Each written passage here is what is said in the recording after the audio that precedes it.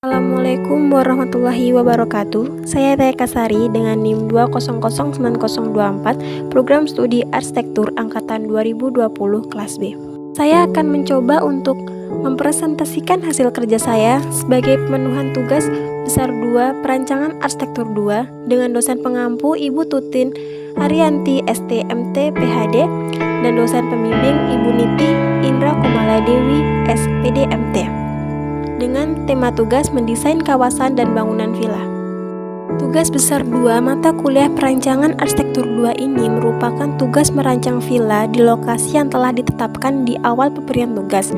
Villa merupakan sebuah tempat yang biasa digunakan untuk menginap atau liburan dengan menawarkan keindahan view alam serta ketenangan bagi penghuninya, di mana villa ini mempunyai fungsi sebagai berikut. Yang pertama yaitu fungsi rekreasi atau pariwisata. Villa ini dirancang sebagai tempat rekreasi bagi keluarga, kelompok, atau perorangan untuk melepas lelah, di mana merupakan tempat yang jauh dari perkotaan, lingkungannya masih asri dan banyak vegetasi, serta disediakannya spot untuk foto. Yang kedua adalah fungsi edukasi. Fungsi edukasi ini dapat dilihat dari fasilitas yang dirancang di dalam villa, yang berupa taman dan lahan terbuka hijau yang menawarkan berbagai kegiatan yang berhubungan dengan alam serta mengajarkan kepada anak-anak untuk lebih peduli dengan alam sekitar. Adapun tujuan proyek perancangan villa yang pertama untuk menyediakan tempat wisata yang asri, aman, dan nyaman bagi pengunjung. Yang kedua, mengembangkan potensi alam yang tersedia pada tapak. Yang ketiga, mengembangkan budaya pada daerah perancangan ke dalam perancangan. Dan yang keempat, menjadikan kawasan lokasi perancangan memiliki nilai akomodasi. Ini merupakan luaran tugas yang harus diselesaikan.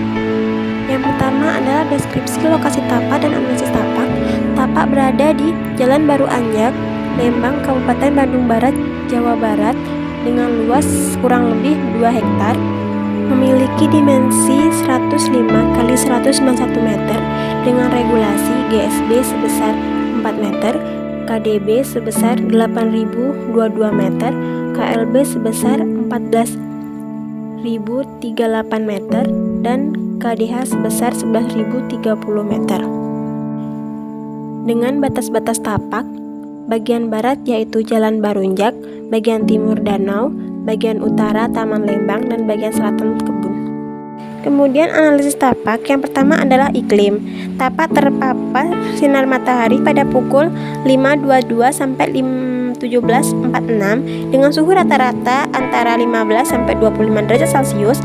Angin bertiup dari utara ke arah selatan dengan kecepatan rata-rata antara 0,2 km per jam sampai 6,9 km per jam. Sirkulasi, terdapat 2 sirkulasi, yaitu sirkulasi kendaraan dan sirkulasi pejalan kaki.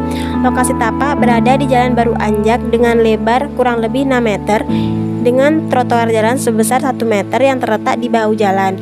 Kemudian utilitas, tapak memiliki sistem drainase terbuka yang berada di sepanjang jalan Baru Anjak dengan lebar berkisar 30 sampai 50 cm dan memiliki sumber kelistrikan yang terdapat di sepanjang jalan Baru Anjak dengan tersedianya 3 buah yang terdapat di lokasi tapak.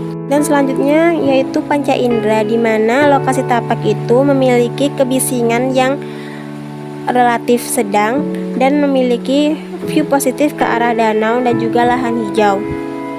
Yang terakhir adalah topografi, di mana lokasi tapak berada pada daerah berkontur dengan kemiringan yang relatif landai.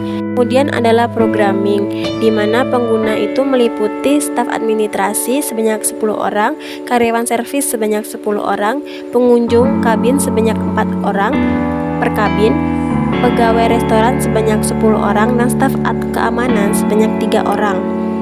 Dengan kebutuhan ruang antara lain kabin, restoran, ruang bermain dan olahraga, WC, ruang administrasi, ruang staf dan parkiran staf serta gedung, ruang genset, ruang laundry dan ruang janitor, tempat sewa sepeda, musola, minimarket, lobi, dan tempat parkir tamu. Kebutuhan ruang tersebut kemudian disusun bubble diagram yang berupa hubungan makro, yaitu hubungan dalam tapak, dan juga hubungan mikro, yaitu hubungan dalam bangunan. Ini adalah konsep. Villa ini menggunakan konsep yang beradaptasi dengan keadaan iklim dan alam yang dimiliki oleh Said dengan memanfaatkan potensi yang ada.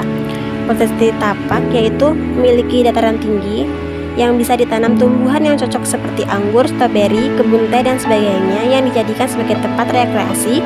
Kemudian memiliki danau yang danau tersebut digunakan sebagai pusat view, serta lokasi tapak tersebut berada di daerah tropis sehingga menggunakan arsitektur tropis. Rancangan villa ini digunakan 4 konsep, yaitu konsep zoning, gubahan massa, konsep sirkulasi, dan konsep vegetasi.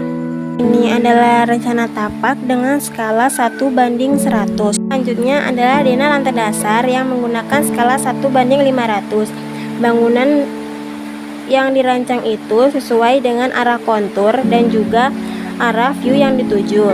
Selanjutnya adalah potongan tapak. Potongan tapak ini diambil berdasarkan arah kontur dan juga arah bangunan. Kemudian selanjutnya adalah denah kabin, di mana kabin ini terbagi menjadi 4 bagian. Ada kamar tidur itu sebagai ruang utama, kemudian pantry yang ada WC dan juga teras. Ini merupakan tapak dan juga potongan kabin. Ini merupakan denah bangunan pendukung. Bangunan pendukung yang saya ambil yaitu ruang administrasi dan juga lobi. Dan ini merupakan tampak dan juga potongan ruang administrasi dan juga lobi. Ini merupakan gambar perspektif yang telah saya buat. Hanya itu saja yang dapat saya sampaikan. Atas kekurangan dan kesalahannya saya mohon maaf. Wassalamualaikum warahmatullahi wabarakatuh.